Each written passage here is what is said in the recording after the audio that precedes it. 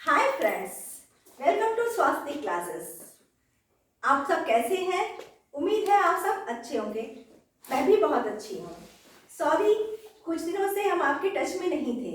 आज हम बहुत इंटरेस्टिंग टॉपिक लेके आए हैं, मगध राज का उत्कर्ष। जैसे कि आपने मेरे पहले वीडियो में देखा है कि हमने 16 महाजनपदों के बारे में आपको बताया है। 16 महाजनपदों की जानकारी किससे प्राप्त होती है? बौद्ध धर्म के ग्रंथ अंगुत्तर निकाय और जैन ग्रंथ के धर्म भगवती सूत्र से। 16 महाजनपद थे, लेकिन मगध राज्य ही क्यों इतना विकसित हुआ?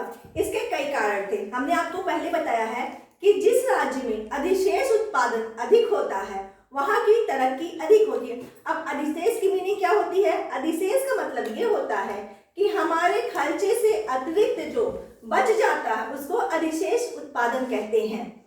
तो मगध राज के पास अधिक बढ़ गया, क्योंकि आप सब जानते हैं कि लोहे का उत्पादन होने लगा था, लोहा मिलने लगा था। लोहे की वजह से आर्थिक स्थिति सबकी ठीक हो गई थी।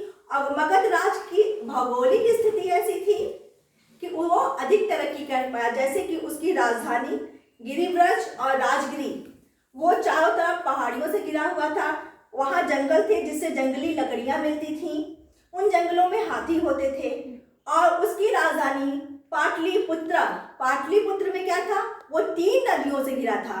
3 नदियों के संगम पे था। कौन कौन सी नदियां? सोन, गंगा और गंडक नदी। कौन सी नदी?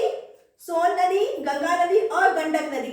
इन नदियों के से घिरे होने की वजह से पाटलिपुत्र की जो जमीन थी वो बहुत ही उपजाऊ थी। उपजाऊ जमीन की वजह से उनकी कृषि अच्छी होती थी, तो उनके पास उत्पादन अधिक बढ़ता था। अब हम ये जानेंगे कि मगध राज का वास्तविक संस्थापक पुराणों के अनुसार कौन था? पुराणों के अनुसार मगध का वास्तविक संस्थापक बृहद्रथ था। मगध साम्राज्य का उत्कर्ष ईसा पूर्व 6वीं शताब्दी में हुआ। बुद्ध और महावीर मगध महाजनपद से ही बिलोंग करते थे। मगध महाजनपद एक ऐसा राज्य था जिसने हाथियों का इस्तेमाल युद्ध में पहली बार किया। ये अधिकतर पूछा जाता है कि हाथियों का इस्तेमाल किस राज्य ने किया था? तो मगध राज ने हाथियों का सर्वप्रथम इस्तेमाल किया था। मगध में राजवंशों का क्रम देखते हैं। कौन कौन से राजवंश मगध में आए? हर्यक वंश का संस्थापक बिंबिसार था। बिंबिसार को श्रोणिक भी कहते हैं और हर्यक वंश को पितृहंता वंश भी कहते हैं। क्यों कहते हैं?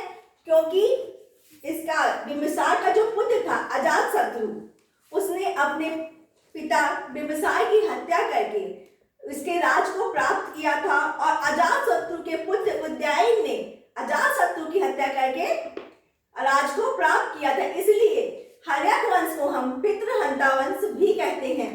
इसका कार्यकाल 544 ईसा पूर्व से 412 ईसा पूर्व तक था। इसके बाद आया शिशुनाग वंश। इसका कार्यकाल 412 ईसा पूर्व से 344 ईसा पूर्व था। शिशुनाग वंश के संस्थापक कौन थे? शिशुनाग। इसको याद करने की जरूरत ही नहीं है, क्योंकि शिशुनाग वंश के नाम से ही शिशुनाग पता चल जाता है कि इसके संस्थापक कौन थे? शिशुनाग थे। इसका शिशुनाग वंश का कार्यकाल 412 ईसा पूर्व से 344 ईसा पूर्व था। इनके बाद आया नंद वंश। नंद वंश का कार्यकाल 344 ईसा पूर्व से 323 ईसा पूर्व था। इसके संस्थापक महापद्म नंद जी थे। महापद्म नंद को क्या कहा था? ये शूद्र थे। ये हो गया मगध महावंश का कार्यकाल। कौन कौन राजवंशों ने इस पे कार्य किया है, राज किया है? ठीक है, अब इसके बारे में हम विस्तार से अपने अगले वीडियो में बताएंगे। Okay friends, bye.